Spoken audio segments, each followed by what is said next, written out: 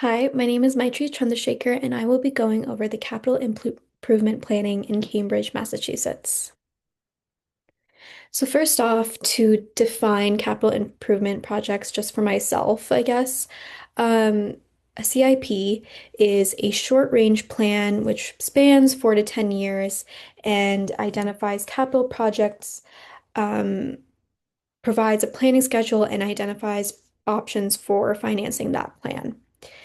The typical CIP planning process is actually a recurring cycle. So that's this image on the right. I think it just like describes the circular motion of a CIP plan perfectly.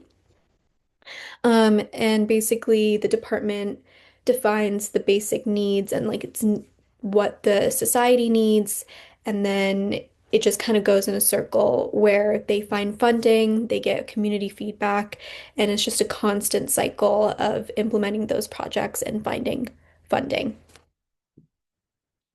So bonds, CIP bonds. Obviously, these operating expenses are very expensive, as we talked about in class, and just funding these projects needs bonds and federal funding, public funding, or revenue all relate to funding these projects. So there are three different types of bonds that we basically talked about in class, and I just want to go over them. There are general obligation bonds or GO bonds, which are bonds or municipal bonds that are issued by the government to fund public projects like schools, highways, and parks. And they're just backed by the government's full faith and credit. So they're just repaid using the general taxing power. So they're basically paid for by the taxpayers. Revenue bonds are not a part of like public funds, but it's where an organization pledges funds or revenue, future revenue to fund their project. And then finally, green bonds is just ta getting people to pay for green projects. And those are the three bonds that I have identified. So the Cambridge approach, so specifically in Cambridge, Massachusetts, their work or their CIP mainly focuses on energy efficiency, emissions reduction, resilience, historic preservation, life safety, accessibility, and indoor environmental quality, which is something that I learned about while researching. Indoor environmental quality, or IEQ, basically encompasses the conditions inside a building, so the air quality, lighting, ventilations, all of these things inside the building, especially a green building affects the users or community members' health and their general well-being. A lot of their CIP projects basically revolve around sustainability, and what I read was that they have just new buildings and renovations. They have greenhouse gas tracking from vehicle purchases. They have carbon sequestration from their infrastructure and open space. They just basically look at climate mitigation data. They do like stricter building codes, which is encompassed in their policy. And then finally, they just do constant assessments and benchmarking of their energy use and the amount of greenhouse gases that they are omitting. Specifically, they have the net zero narrative, which is required for projects that are subject to green building requirements, and therefore developers and designers. And the main purpose of this narrative is to neutralize GHG emissions in Cambridge by 2050. Now, I know that's a 2025 year span, and it's not exactly short term. So why would it be in the CIP plan? But it's because they have 4 to 10 year um, ranging projects that are all a part of this net zero narrative. So yes, the narrative itself is 25 years, but the projects that they're doing underneath this narrative are all like short-term projects, which is why it's relevant to this presentation. So I definitely identified some strengths and weaknesses with this narrative, which we're going to talk about now.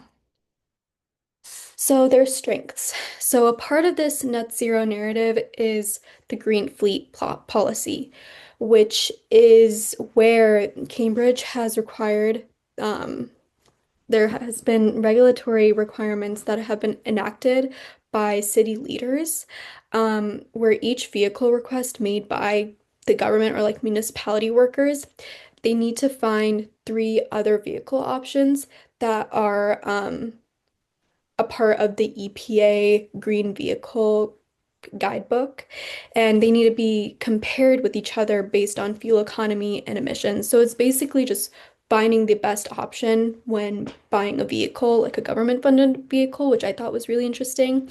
I think using your regulatory power and your authority to just control what purchases are being made, I think that's smart. Um, Especially it also kind of gives off the impact where um, you are getting more bang for your buck while being sustainable. For other improvements, a part of this narrative, there are also like Montessori school improvements, the upper school improvements, and then just the Department of Human Services. All of those public school programs are being improved under this program. And in addition, the project also provides like infrastructure improvements. And these improvements help mitigate street flooding in the neighborhood of these public schools, which is really cool, especially because these public schools are for little kids like age 3 to kindergarten, which is definitely helping on the long term, where small kids don't have to go to a school that's impacted by climate change. Another thing that's interesting and I think is a strength of this project is that the specific school that they are focusing on with their CIP project is a Montessori school, and a Montessori school is where students are self-motivated, self-guided, self-paced, where they're just like choosing how to be educated, although it's not like a normal structure for like education. I think it's just interesting that they chose this school to focus on. And it feels more community based on that, just because of how that school is structured for their students. However, of course, there are always weaknesses that come with a project. One thing that I noticed in the narrative description from Cambridge is that the net zero narrative is provided for advisory view only. Its only intention is to inform city staff and officials on how the net zero action plan has influenced the project design. And basically, it begins the conversation between all parties to just understand what building improvements need to be made and what major barriers there are to achieving zero emissions. Yes, I understand that like leaders obviously do need to have all of this knowledge.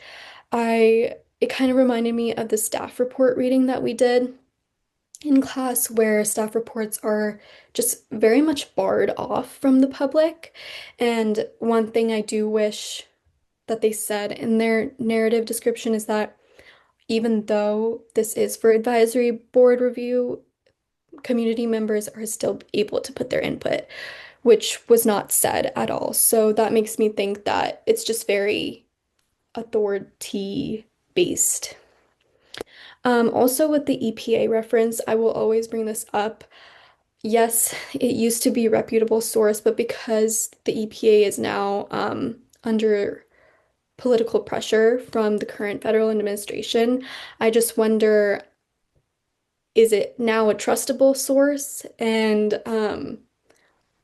is the EPA going to help with like cutting the GHG emissions based with their like vehicle regulations? I just don't Obviously, it's not going to be that much of an impact because they are still following that guidebook that should be available still. I just don't know how that political unrest is going to affect their like regulatory approach.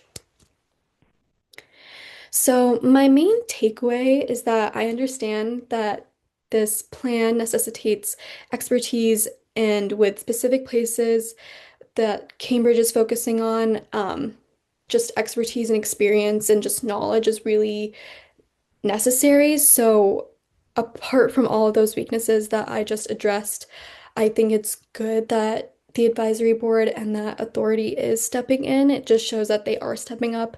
However, I do wish that they had some kind of like,